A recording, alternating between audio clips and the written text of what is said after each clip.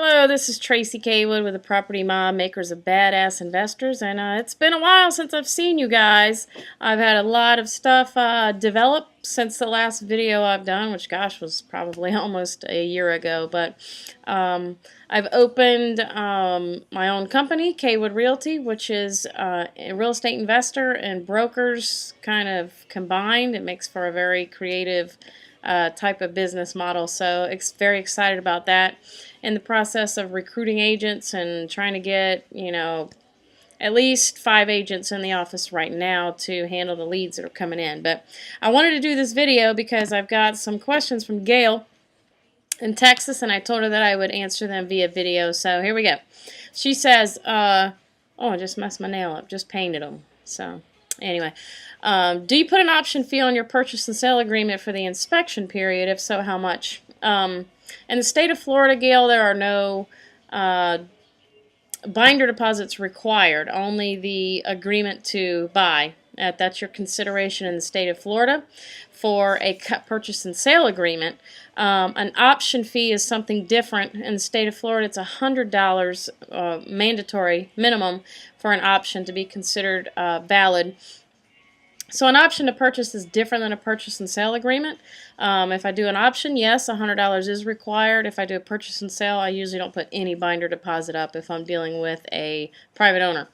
And I don't do inspection periods. I pretty much now know that when I go in there, if I make them an offer, the numbers are right, I use my Mayo worksheet, I'm pretty confident that I can sell it if I can get it for the right price. So I just get the contract signed and with a 30 business day closing, sometimes 45 business days, and we just proceed from there.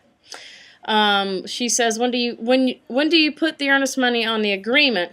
If you do put an earnest money, because some sellers are insistent about binder deposits, and I'll do $1 or $10 or sometimes $100. I put it on there at the time that I write the contract.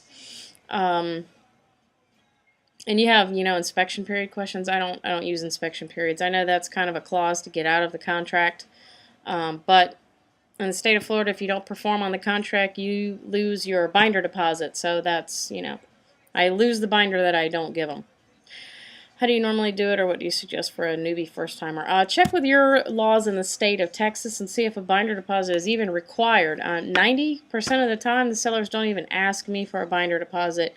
So therefore, I don't offer one, because you can't lose what you haven't, risked, right? Next question, how do wholesalers make offers on properties they've never seen before? I'm hearing they use Street View on Google. That would be virtual wholesaling, and that's not something that I do. I always go out and look at the property, see what I'm dealing with, do an estimate of repairs, and make my offer based on what I can actually see. I don't do virtual wholesaling, so might want to check with somebody else who's more familiar with that and see how they make offers without seeing the property. I've never seen an offer. Can you do a video on how to make an offer in different scenarios, but the most common situations you usually run across? Making an offer, there's a couple of different ways to make offers, but I believe you should make an offer in person.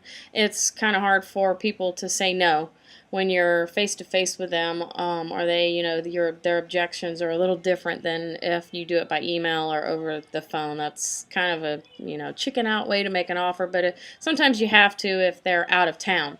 To make an offer on a property, after I've done the inspection, I usually go out to the car and calculate the repairs and have my Mayo worksheet there, and I've already done my comps before I go to visit the property, and then I come back to the seller and I present them usually multiple offers. So my first offer is going to be for all cash, which is going to be my very low ball using my Mayo worksheet offer.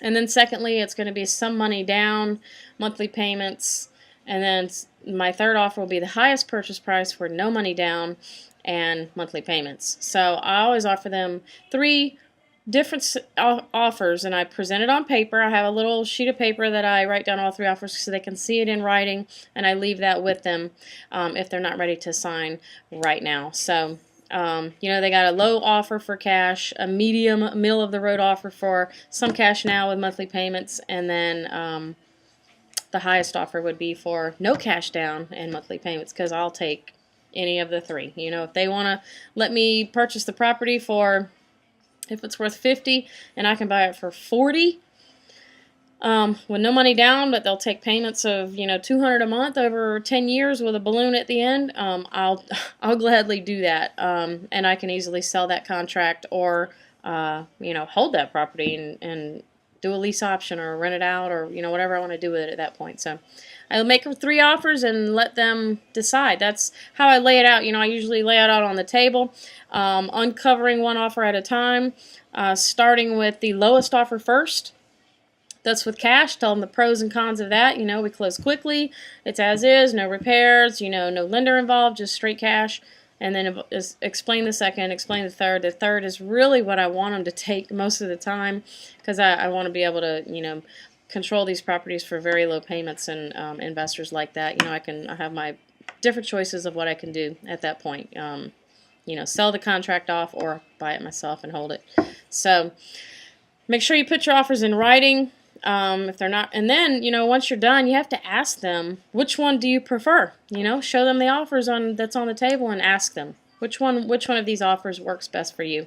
And they'll tell you, well, I kind of like, the cash offer, because I don't want to take payments, or, we have more than one person involved. So, you can kind of say, okay, so you want me to get rid of these other 2 offers because you're not interested in them. Sometimes they say, no, not just yet. Sometimes they say, yes, we're not interested in payments. So we go with the cash. We have, an answer of what they're looking for terms-wise, and then we can start negotiating the price, from there. So hope that answers your question. It was glad to do another video for Property M.O.B. It's been a while. I know a lot of people have been asking me to get back on Property M.O.B., so I'm glad I was able to do this today. It was awesome to answer the questions about, wholesaling and making offers and that topic again. I've been kind of wrapped up in the brokerage firm for several months, and just got a few minutes to, sit back and breathe. So good to see you guys. Till next time, send me your questions. If you send me questions, I will answer them via video.